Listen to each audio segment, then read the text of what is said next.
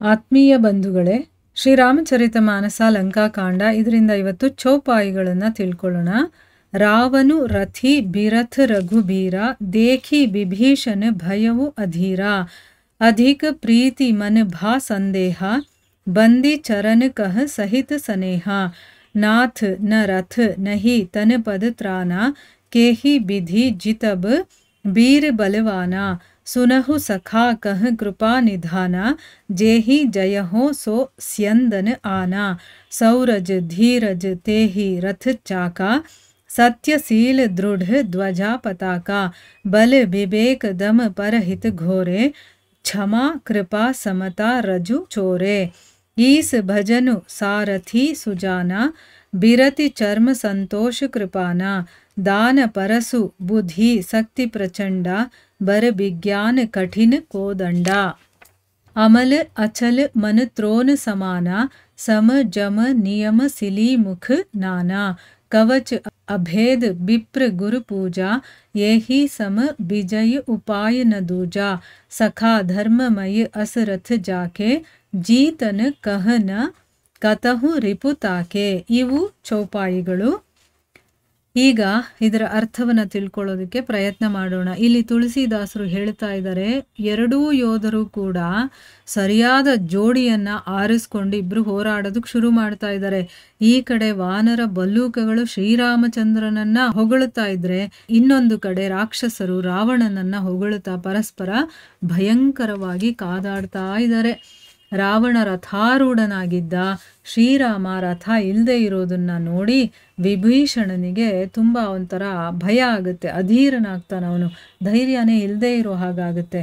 ರಾಮ ಪ್ರೇಮಾಧಿಕ್ಯದಿಂದ ಅಂದರೆ ರಾಮನಲ್ಲಿ ಪ್ರೀತಿ ಅಧಿಕವಾಗಿರುವ ಕಾರಣದಿಂದ ರಾಮ ರಥ ಇಲ್ಲದೆ ರಾವಣನನ್ನ ಹೇಗೆ ಗೆಲ್ಲೋದಕ್ಕೆ ಸಾಧ್ಯ ಅನ್ನುವಂಥ ಸಂದೇಹ ಅವನ ಮನಸ್ಸಲ್ಲಿ ಉಂಟಾಯಿತು. ನೋಡಿ, ಇಲ್ಲಿ ರಾಮನ ಶಕ್ತಿಯ ಮೇಲೆ ಅವನಿಗೆ ಸಂದೇಹ ಬಂತು.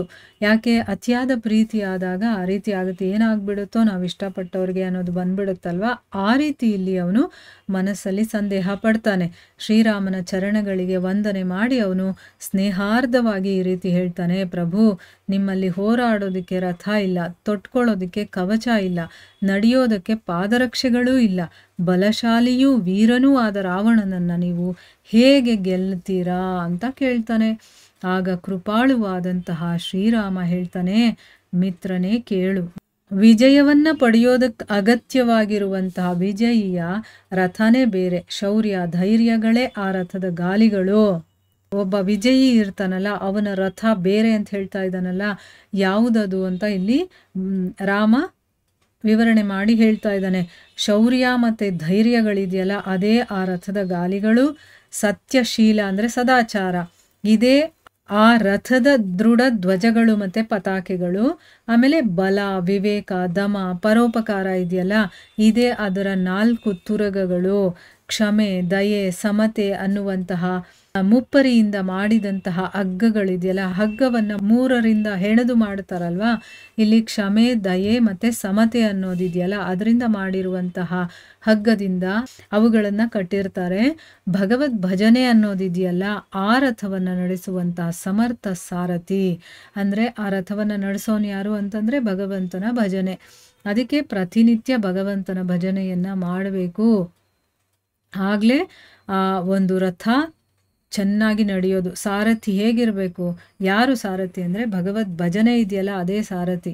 ವೈರಾಗ್ಯವೇ ಗುರಾಣಿ, ಸಂತೋಷನೇ ಖಡ್ಗ, ದಾನವೇ ಪರಶು, ಬುದ್ಧಿಯೇ ಪ್ರಚಂಡ ಶಕ್ತಿ, ಶ್ರೇಷ್ಠ ವಿಜ್ಞಾನವೇ ಕಠಿಣವಾದಂತಹ ಕೋದಂಡ, ಅಮಲವೂ ಅಚಲವೂ ಆದಂತಹ ಮನಸ್ಸೇ ತುಣೀರ, ಶಮ ಯಮ ನಿಯಮಗಳೇ ನಾನಾ ರೀತಿಯ ಬಾಣಗಳು, ವಿಪ್ರ ಗುರು ಪೂಜೆ ಇದೆಯಲ್ಲ, ಅಂದರೆ ಬ್ರಾಹ್ಮಣರನ್ನ ಮತ್ತು ಗುರುಗಳಿಗೆ ಪೂಜೆ ಮಾಡ್ತೀವಲ್ವ, ಅದೇ ನಮಗೆ ಅಭೇದ್ಯವಾದಂಥ ಕವಚ. ಇದಕ್ಕೆ ಎಣೆಯಾದಂತಹ ವಿಜಯೋಪಾಯ ಬೇರೊಂದಿಲ್ಲ ಅಂತ ಹೇಳ್ತಾ ಇದ್ದಾನೆ. ಅಂದರೆ ಇಷ್ಟೆಲ್ಲ ಇದ್ದರೆ ಅವನನ್ನು ಗೆಲ್ಲೋದಕ್ಕೆ ಬೇರೆ ಯಾರಿಂದನೂ ಸಾಧ್ಯ ಇಲ್ಲ. ಅವನು ವಿಜಯಿ ಆಗೋದು ಖಂಡಿತ. ಇಷ್ಟೆಲ್ಲ ಗುಣಗಳು ಯಾರಲ್ಲಿರುತ್ತೋ ಅವನು ವಿಜಯಿನೇ ಅಂತ ಹೇಳ್ತಾ ಇರೋದು.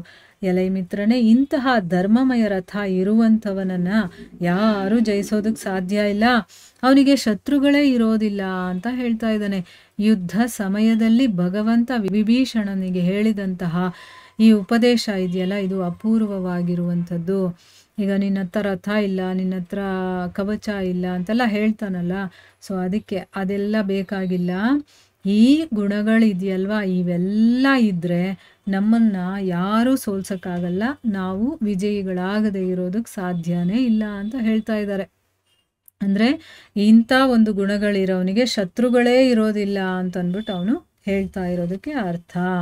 ಎಷ್ಟು ಚೆನ್ನಾಗಿರುವಂಥ ಮಾತುಗಳನ್ನು ಹೇಳಿದ ನೋಡಿ. ಇದು ಒಂದೊಂದು ಪಾಯಿಂಟು ಕೂಡ ನಾವು ಅರ್ಥ ಮಾಡಿಕೊಂಡು ನಮ್ಮ ಜೀವನದಲ್ಲೂ ಕೂಡ ನಾವು ಆ ಗುಣಗಳನ್ನು ಅಳವಡಿಸ್ಕೊಳ್ಳೋದಕ್ಕೆ ಪ್ರಯತ್ನ ಮಾಡಬೇಕು. ಇಲ್ಲಿಗೆ ನಾವು ನಿಲ್ಲಿಸೋಣ. ಹರೇ ಕೃಷ್ಣ.